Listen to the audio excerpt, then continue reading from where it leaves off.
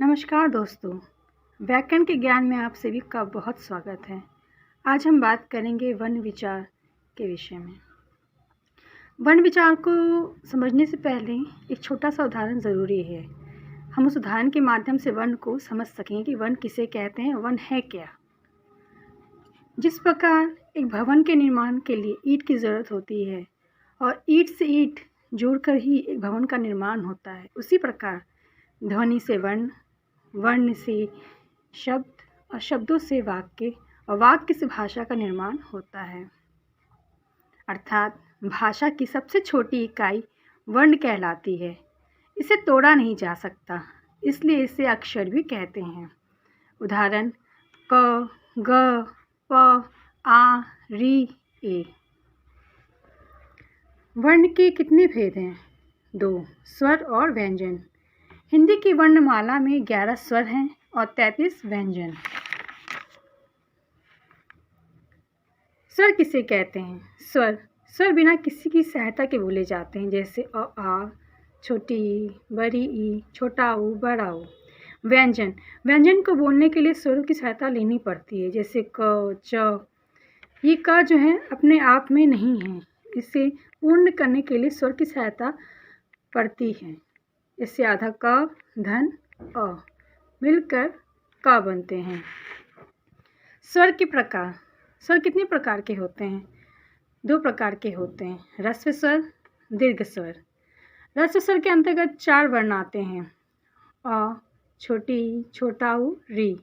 और दीर्घ स्वर के अंतर्गत 7 वर्ण आते हैं, आ, बड़ी ई, बड़ा ऊ, ए, ओ, औ।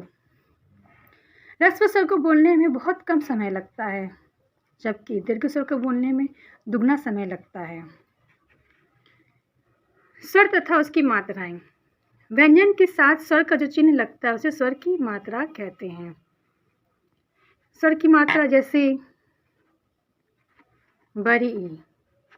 बड़ी ई क्या है? बड़ी ई स्वर है जो व्यंजन के साथ बड़ी ई की मात्रा लग जाएगी तो क्या हो जाएगी? की। इसके उच्चारण में हमें बहुत ज़्यादा समय लग रहा है, दुगना समय लग रहा है। सभी स्वरों को स्वतंत्र रूप से लिखा जाता है, जैसे उल्लू, ओखली, ऐनक, एकतारा। व्यंजन को स्वतंत्र रूप से लिखा नहीं जाता है, जैसे उदाहरण काजल, पैसा। कोई भी व्यंजन स्वर्ण के बिना अपूर्ण है, वो पूर्ण नहीं हो सकता। वर्ण विच्छेद किसी शब्द के वर्णों को अलग अलग करके लिखना वर्ण विच्छेद कहलाता है। जैसे राजा वर्ण कैसे, राजा शब्द जो है वो कैसे बना है? आधा र, धन आ, धन आधा ज, धन आ, राजा। धर्म आधा ध, धन अ, आधा र, धन म, धन अ, धर्म को उच्चारण करते समय र जो है वो बीच में आ रहा है, इसीलिए यहाँ पे र जो है वो बीच में है, मध्य में है। प्रेम में आपका प जो है वो आधा है, उसके पश्चात र जो कि आधा है, वैसे मात्रा जो है वो एक ही मात्रा है। धन आधा म, धन अ, प्रेम। कैलाश आधा का, धन ऐ, धन आधा ल की मात्रा, धन तालव्य श, आधा धन अ। ये हो गया कैलाश। अब हम आते हैं व्यंजन के कितने भेद हैं? व्यंजन के 3 भेद हैं, स्पर्श व्यंजन, अंतस्थ व्यंजन, ऊष्म व्यंजन। स्पर्श व्यंजन किसे कहते हैं? स्पर्श का तात्पर्य होता है छूना। जिन व्यंजनों के उच्चारण के समय श्वास, वायु और जीवा मुख्य भाग को स्पर्श करती है। उदाहरण क वर्ग का उच्चारण स्थल कंठ है। जब हम का बोलते हैं तब ये कंठ को छूती है। जब हम च का उच्चारण करते हैं तब ये तालु को छूती है। जब हम ट बोलते हैं तब ये मूर्धा को छूती है। जब हम ता का उच्चारण करते हैं तब यह दांत को छूते हुए स्पर्श करते हुए निकलती है। अंतस्थ व्यंजन का तात्पर्य क्या होता है? अंतस्थ का मतलब मध्य, बीच, जो बीच में स्थित होता है। इन व्यंजनों का उच्चारण स्वर तथा व्यंजन के मध्य सा होता है। उच्चारण के समय जीवा मुख के किसी भाग को स्पर्श नहीं करती है, जैसे य, र, ल, व। ये मुख के किसी भाग को स्पर्श नहीं करती है, यह सीधा मध्य से होकर निकलती है। अब हम आते हैं ऊष्म व्यंजन की ओर। जिन व्यंजनों के उच्चारण के समय वायु मुख से रगड़ खाकर ऊष्मा पैदा करती है, उसे ऊष्म व्यंजन कहते हैं। जैसे तालव्य श, मूर्धन्य श, स, ह। इन चारों वर्णों के उच्चारण में एक गर्म हवा जो है हमारे मुंह से निकलती है, इसीलिए इसे ऊष्म व्यंजन कहते हैं। हिंदी एक ध्वन्यात्मक भाषा है। इसने बहुत सारे शब्दों को ग्रहण किया है, जिसमें अरबी और फारसी भी है, इसीलिए इसे आगत ध्वनियाँ भी कहते हैं। अब जैसे अ अंग्रेजी भाषा को ग्रहण करने के साथ उसकी ध्वनि को भी ग्रहण कर लिया गया है। जैसे फ्रॉक, बॉल, डॉक्टर आदि, ये सारे अंग्रेजी के शब्द हैं, लेकिन जब इसे हम हिंदी में प्रयोग करते हैं तब इस प्रकार का चिन्ह जो है लगता है। फ्रॉक के ऊपर हम अ, बॉल के ऊपर अ, इस प्रकार का चिन्ह जो है हम लगाते हैं। विसर्ग, किसी व्यंजन के बाद यदि विसर्ग लगा हो तो उसका उच्चारण अ की तरह होता है, जैसे प्रातः, अतः, प्रायः, अंततः।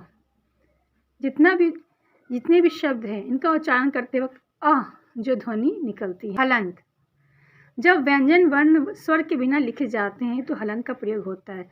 जब किसी भी व्यंजन को, जैसे ख, ख, ग, च, छ, ज, कोई भी वर्ण अगर हम लिखते हैं, यदि हम स्वर के बिना लिखते हैं तो उसे इस प्रकार से हमें लिखना होता है, अर्थात ये आधा क है, आधा च है। हलंत का प्रयोग जो है वो अर्ध रूप में होता है, जैसे पक्का, पक्का। यदि हम का को पूरी तरीके से लिखेंगे तो हमें हलंत लगाना पड़ेगा। यदि हम का को आधा लिखते हैं तो हम हलंत का प्रयोग नहीं करेंगे। अनुस्वार, अनुस्वार क्या होता है? यह व्यंजन का वह चिन्ह है जिसका प्रयोग वर्णमाला के 5 वर्गों के अंतिम वर्ण के स्थान पर होता है। वर्णमाला के 5 वर्ग जो हैं क, ख, ग, घ, अंग, च, छ, ज, ज, इ, ट, ठ, ड, ढ, अ, त, थ, द, ध, न, प, फ, ब, भ, म, ये सारे वर्णमाला के वर्ण हैं। और इन 5 वर्गों के अंतिम वर्ण कौन कौन से हैं? अंगा, इया, अड़ा, न, म। उदाहरण स्वरूप पंख, पंख को अगर हम विस्तार से लिखेंगे तो प, अंगा, ख। इस अंगे के नीचे हलंत का चिन्ह लगा हुआ है। लंबा, लंबा में माँ का उच्चारण आ रहा है, लेकिन इसके लिए हम बिंदी अनुस्वार का प्रयोग करते हैं। जब इसे विस्तार रूप में लिखेंगे तब ल, अधम, ब में आके मात्र। इसी प्रकार सुंदर भी, सुंदर हम इस तरह से लिखते हैं, लेकिन अगर विस्तार रूप में लिखेंगे तो सु, अधन, दर, सुंदर।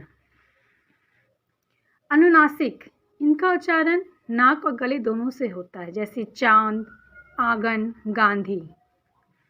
इनका उच्चारण हमेशा नाक से ही होता है, जिसमें नाक का उच्चारण हो वही अनुनासिक कहलाता है।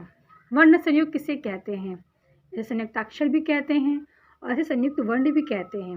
वर्णों के मेल को ही वर्ण संयोग कहते हैं, इसे संयुक्त व्यंजन या संयुक्ताक्षर भी कहते हैं। इसके अंतर्गत 4 वर्ण आते हैं, छ, त्र, ज्ञ, श्र। ये छ कैसे बना है? आधा क, धन, मूर्धन्य ष। ज्ञ, आधा ज, धन, इय। त्र, आधा त, धन, र। श्र, आधा तालव्य श, धन, र। अब हम आते हैं वर्ण विचार के अंतर्गत र के भी कई रूप देखे जाते हैं, जैसे प्रेम, ट्रक, कर्म आदि। प्रेम में रा का रेफ इस तरीके से है, ट्रक में इस तरीके से है और कर्म में इस तरीके से है। ये सारे अर्ध रूप में हैं, इसीलिए इनका प्रयोग अलग अलग तरीके से किया जा रहा है। यदि इस वीडियो के विषय में आपको कुछ पूछना है मुझसे तो आप कमेंट बॉक्स पर कमेंट कर सकते हैं। यदि आपको मेरा ये वीडियो पसंद आया हो तो इसे लाइक करें, शेयर करें और सब्सक्राइब भी करें। धन्यवाद। अब हम मिलते हैं अगले वीडियो में।